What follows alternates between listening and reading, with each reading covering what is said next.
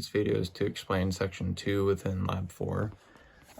Basically, this circuit is the exact same thing as section 1 circuit, except we're now going to be using this 20 nanofarad capacitor that's going to be replaced, or well, that's going to be replacing the 10 millihenry inductor.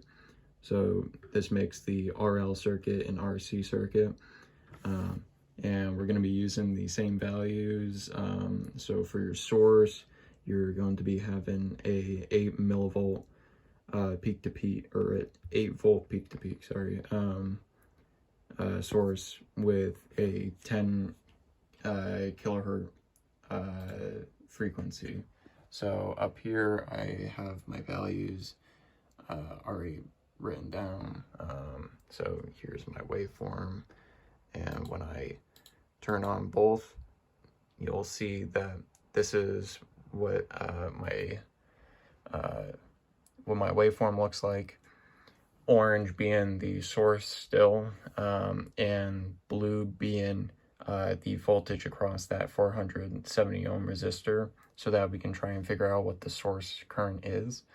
And I'm doing the exact same thing where I'm doing the second channel divided by 470 ohms to determine what that source current is.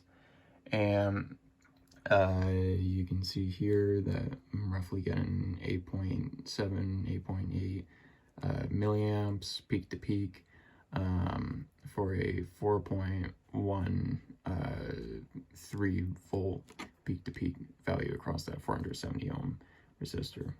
The period across the source is still 100 microseconds.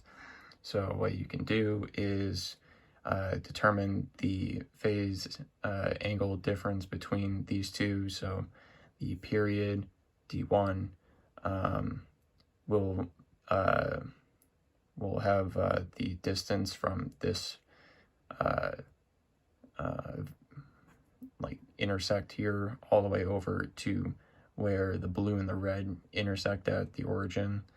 This distance divided by the period times 360 degrees will give you the phase angle difference. If you happen to be trying to measure the current across this capacitor, you're going to want a sense resistor, probably a really low value resistor, and you'll measure the voltage across that, and just take that voltage and divide it by the resistor value, and that'll give you the current going across that capacitor. For the 1 kilo ohm resistor, you would simply take the voltage going across the resistor and divide it by 1 kilo ohm to figure out what that source, or what the current going through it is.